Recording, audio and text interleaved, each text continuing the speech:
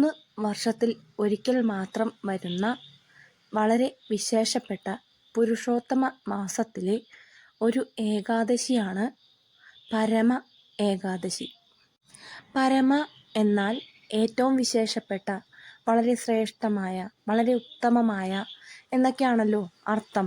ഏറ്റവും മികച്ച ഫലങ്ങൾ നൽകുന്ന ഒരു ഏകാദശിയായിട്ടാണ് ഈ ഏകാദശിയെ കണക്കാക്കുന്നത്. സമ്പത്തിൻ്റെ ദേവനായ കുബേരൻ ഈ വ്രതത്തിൻ്റെ ശക്തിയോടും മഹാദേവന്റെ അനുഗ്രഹത്താലുമാണത്രേ സമ്പത്തിൻ്റെ ദേവനും രക്ഷകനുമൊക്കെ ആയി മാറിയത്.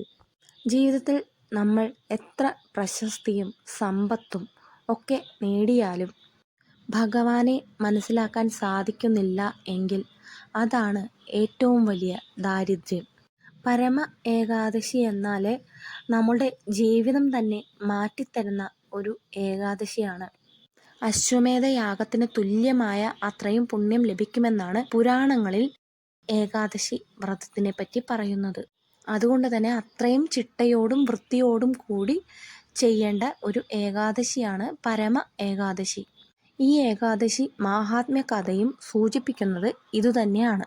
സമ്പത്ത് കൊണ്ട് ദരിദ്രരായ ദമ്പതിമാര് പക്ഷേ ഭക്തിയാലും ഭഗവാനിലുള്ള വിശ്വാസം കൊണ്ടും ആചാരാനുഷ്ഠാനങ്ങളിലും ഒക്കെ കൊണ്ടും സമ്പന്നരായ ദമ്പതിമാരാണ് സുമേധനും ഭവിതയും.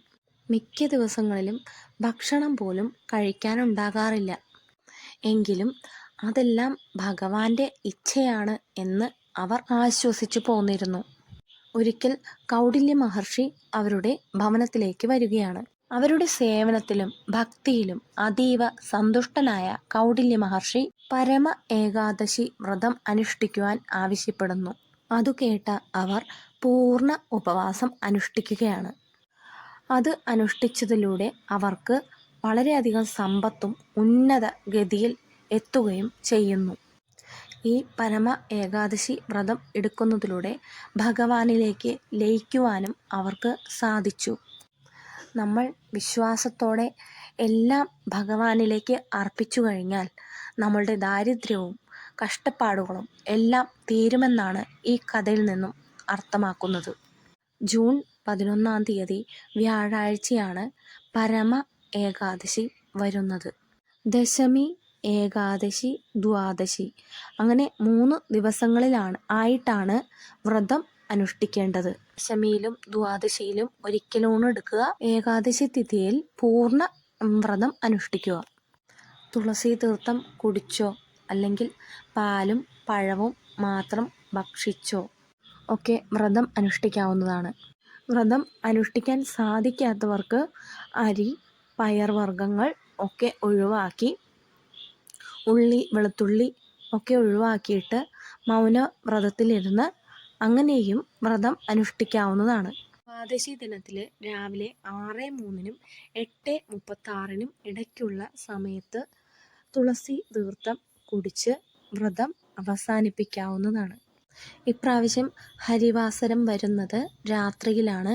ഭഗവാന്റെ സാന്നിധ്യം ഭൂമിയിൽ ഏറ്റവും കൂടുതൽ ഭക്തർക്ക് അനുഭവം ആകുന്ന ഒരു സമയത്തെയാണ് ഹരിവാസര സമയം എന്ന് പറയുന്നത്.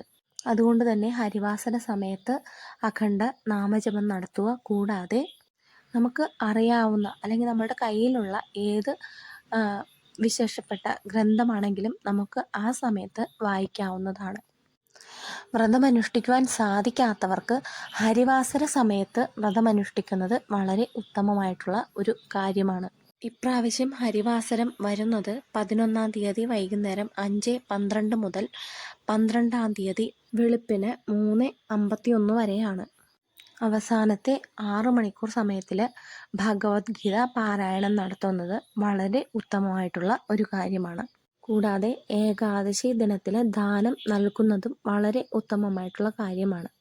അത് ഈ പുരുഷോത്തമ മാസത്തിൽ പ്രത്യേകിച്ചും വളരെ നല്ല ഒരു ഫലം ചെയ്യുന്നതാണ്.